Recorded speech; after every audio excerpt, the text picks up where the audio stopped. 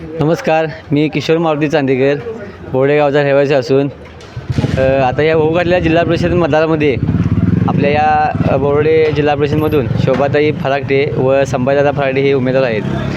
आता जर उमेदवारी म्हणली शोभाताई फरागटे यांनाच का दिली, म्हणजे बाकी लोक म्हणतात का दिली उमेदवारी ह्यांच्या घरात. ह्या घराला वारसा असा आहे की म्हणजे जे कुणाला काम जमणार नाही ते ह्या घराने सगळ्या या भागात काम केलेलं आहे. आणि ह्याच्यामागं मनोजभाऊ उमेदवार होते, जिल्हा परिषद सदस्य होते. म्हणजे मनोजभाऊंचं कार्य असं आहे की जो आपल्या अडीअडचणीला उपयोगी पडतोच, म्हणजे प्रत्येकाच्या सुखदुःखात उपयोगी पडतो, ते म्हणजे व्यक्ती म्हणजे मनोजभाऊ आहेत.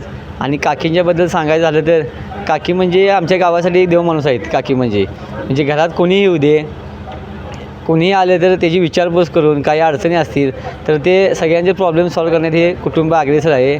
त्यामुळे ह्या बोर्डे जिल्हा परिषदेला गणपतराव फरागटे आमचे स्वर्गीय तात्या आणि आता जे त्यांचे कार्य मनोजभाऊ फरागटे चालवत आहेत त्यांच्याशिवाय ह्या विभागाला पर्याय नाही आहे, कल आहे.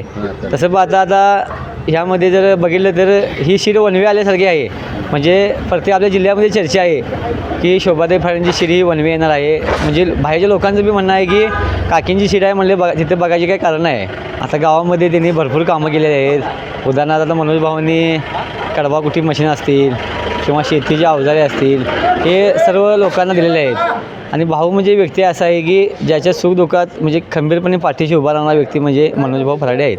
मतदारांना काय आव्हान करतो? मतदारांना एकच आवाहन करतो की कोणत्याही भूलपथांना बळी न पडता विकासाच्या बाजूनं आपण जर मतदान केलं तर ही लोकशाही टिकून राहील असं माझं वैयक्तिक मत आहे. आणि लोकांनी कोणत्याही भाषणाबाजीला किंवा कोणत्याही आमिषाला बळी न पडता एक सक्षम उमेदवार शोभाताई फरागटे आणि संभाजीदादा फरागटे यांचं चिन्ह आहे घड्याळ आणि कमळ, या बटनासमोर बटन दाबून त्यांना प्रचंड मताने विजय करावा असं मी त्या सगळ्यांना आवाहन करतो.